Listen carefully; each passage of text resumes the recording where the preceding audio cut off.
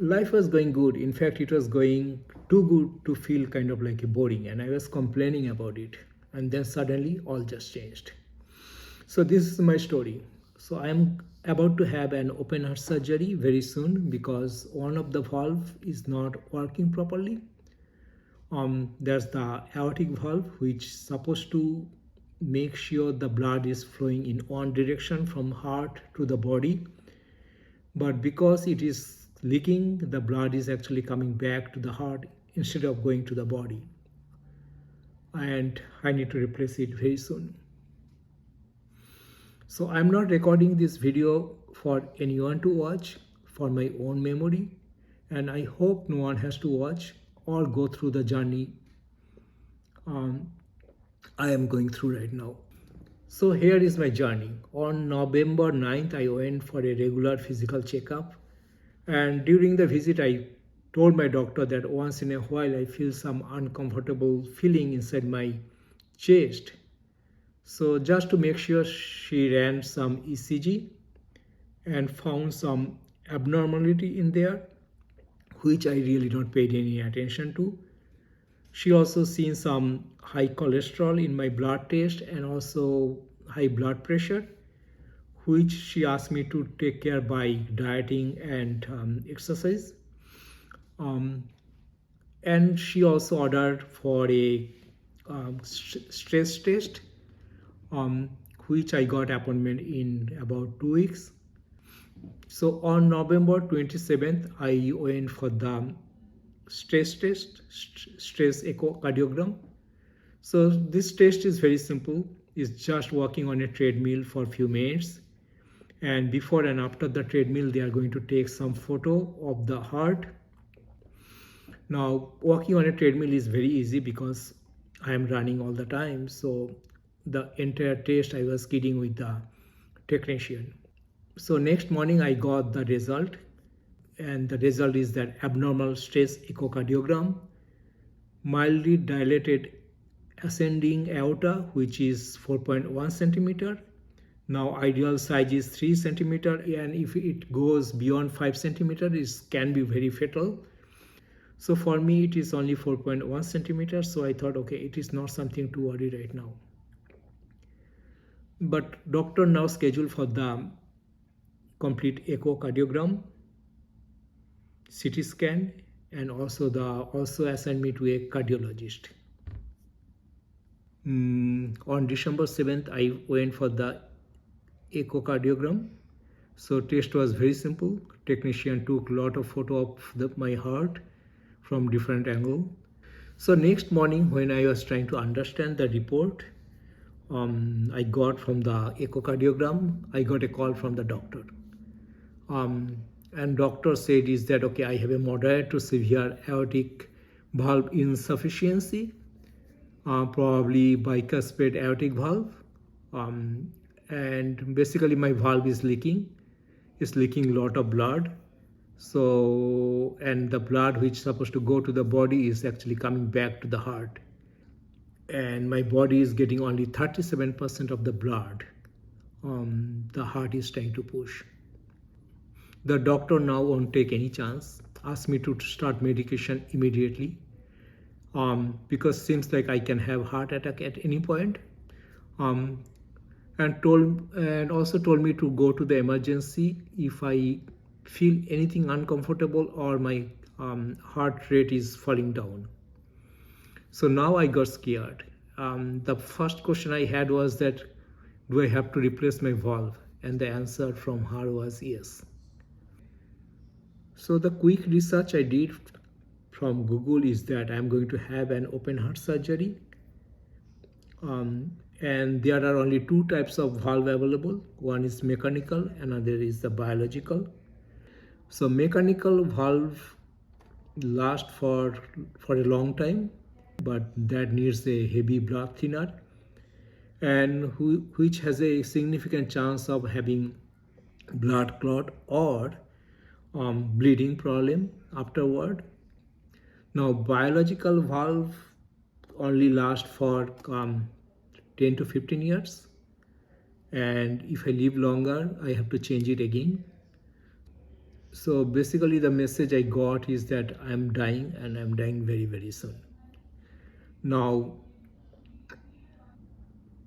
now I don't know what will happen to my family, my daughter, because I know that she need me a lot, and I cannot believe I have to go like this so early. So I got scared. I got really, really scared. And I don't know how to tell that to my family. Um, but it is time to share that information. So I waited whole day, um, preparing myself for that. So now doctor gave me bunch of medicines just to prevent from any heart attack. Um, and I have not had any medicine for a very long time, even not had more than 5 Tylenols in last 15 years. So these medicines became really, really brutal to me. So I was feeling dizzy, muscles pulling all over my body. I have very little to no energy to do anything. The bottom of my feet, my palm has weird sensation, kind of like electric shock going on. Um, my brain is not working properly.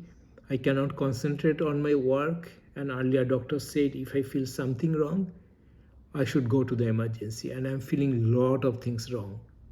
I don't know what to do. So 2 days after I started my medication, I was not feeling very well. Not sure it is the medication or I'm getting a heart attack. So I sent message to my doctor explaining everything. So after a few minutes, I got a call back from her asking me to go to the emergency immediately. Emergency, really, that was my word. But then after talking to her, explaining everything, answering all the questions she has, she said it may not be heart attack, but I should come to the urgent care immediately. So I went there, ran some ECG again, did some blood work. Finally, the result was that I am not having any heart attack now. But I got one appointment with a cardiologist at that day itself. Remember, I got the cardiologist appointment, which was 5 months away. But because of the urgent care visit, I got an appointment immediately that day itself. So it is December 11th. I visited the cardiologist, and cardiologist already seen my report, and she decided to schedule for a angiogram within a week. So finally, after a long day, I came back home. That week was really, really brutal for me because of the medicines. I was not able to work, not able to drive. Driving was extremely hard.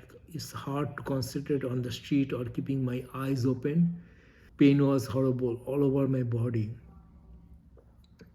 The question obviously came to my mind is that why I am having all these problems. I never smoked, not had more than one drink a week, always eating decent food, not had any fast food probably for more than 10 years, always active, ran many, many marathons. Then why me? Apparently, this bicuspid valve is a birth defect. Only 2% of the population normally have that. Basically, I have only 2 leaflet in my valve instead of 3. And people who born with this condition will have this kind of problem most likely later on in their life. And this is my time. So on December 18th, I went for the angiogram. So I went early in the morning. They gave me some relaxation medicine and prepared me for the test. They prepared my wrist and also the groin. Because if they find any blockage, they are going to put a stent there itself. Then finally they took me to the operating room, put me under a large X-ray machine. So test is like that. They put the catheter through my wrist, and this catheter goes all the way to the near the heart, and there that injects some dye and the exclamation is taking picture, using the dye flowing over there. The test was mostly not that painful, except at the end when they pull the catheter, and they pull it very fast to minimize the blood loss. I guess that was very uncomfortable. So at the end, doctor came and explained what she has seen. So a lot of regurgitation. So valve need to be changed soon. She also found some blockage and said that I need to do a bypass surgery because stent is not possible in the location the blockage is. And the surgery, the bypass surgery will be done at the same time when the valve replacement is going to be. Now bypass, really, I mean, why not add some more cherry on top of it just to make it more interesting. At this point, nothing really surprised me anymore, even the word bypass, because I already seen so many bad reports.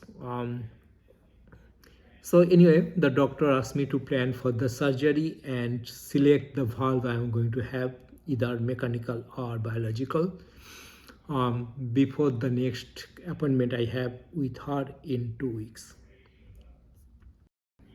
So open heart surgery is basically they are going to make a 10-inch incision here, middle of my chest, and then they are going to put some metal clip to move the bone apart so that they can reach to the heart.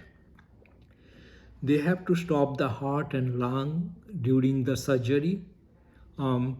So the blood flow is going to happen through the heart-lung machine. And after all the surgery is complete, they will start the heart back again. Then they will put the bone stitch together using some steel wire. And then they will stitch the skin as well. And there will be some tubes still attached inside my body, inside my chest. One will be working as a pacemaker to make sure the heart is pumping in a regular pattern. Also other tubes are to drain the additional fluid which are going to build up inside my body. When I will be waking up, there will be a breathing tube inserted inside my trachea, the mouth, and they are going to take that out when I start breathing on myself.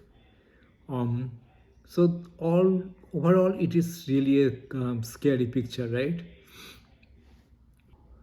At first, I was not able to accept the open heart surgery part, but when finally I accepted it, now I have to select the valve, and I am not liking any of it. The biological valve can only last for 15 years, and I have to replace it again if I live long enough. And the mechanical valve will last for a long time, but it needs a heavy blood thinner for the rest of my life.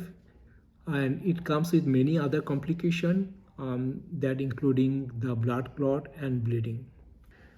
So there can be so many complications during the surgery and after that also. And my biggest fear is that what is going to happen to my family, and particularly my daughter, and how I can leave her all alone. Also my wife, how she's going to manage everything by herself, because I really not prepared them for do anything by themselves. So first few days, only thing I was able to picture is that they are all alone trying to figure it out by themselves. Picturing all those things was really shattering. It was like kind of breaking me completely. So far, I have a wonderful life. I have everything I can think of. I have a beautiful family, wonderful friends. Always blessed with love and care by so many people. But I am one who never appreciated anything like that. Not, at least not the way I should have. And when I saw that my time is running out, I kind of realized that how foolish I was. I wasted so much beautiful and precious time I had. and all I'm thinking is that whatever little time I have, what I can do to make most out of it, to do the best use of it. So first few days after receiving the message, it was really hard, and I was not sure that I could see tomorrow. So I was in a mental state, seeing everything as if I am already gone, seeing how they are doing things, passing their day, struggling to do everything by themselves, and that feeling was so real. And today, I don't think I have the strength again to go in that state anymore. But for the practical reason, the first thing I did was telling my wife how to manage accounts, pay bills, how to do the tax, preparing all the financial situation, explaining it to her, what assets we have and where are they, pretty much everything I was able to think. So I still have to do the CT scan to get the more comprehensive picture of the structure inside. So on January 4th, I went for the CT scan. Again, the scan was very easy. So they will inject some dye inside my blood, and they will take a lot of picture using some rotating device on top of me. But the feeling of the dye passing through the body was kind of like a weird feeling. It was like a hot air passing through the body. So next morning I got the report. There was few surprises, some are good and some are bad, but mostly the similar information we have received earlier.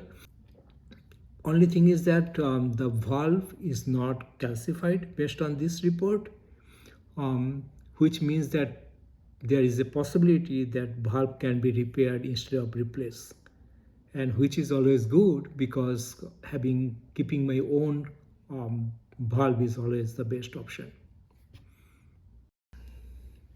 So next I have an appointment with a cardiologist, which is on January 12. Over there we are going to discuss about the surgery and the surgeon we are going to pick.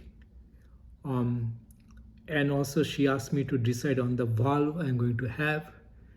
That means that I have to do a lot of research and read a lot of documents, see all the videos I can. So I got tons of information since hundreds of videos, but still I feel like that I am missing something. So I have a lot of questions I prepared for the cardiologist and also for the surgeon.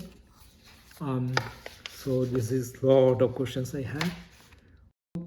After talking to the cardiologist, she referred me to two surgeons, one from the El Camino Health, another is from the Stanford Medical, and they are going to decide what kind of surgery I need and when I should have it.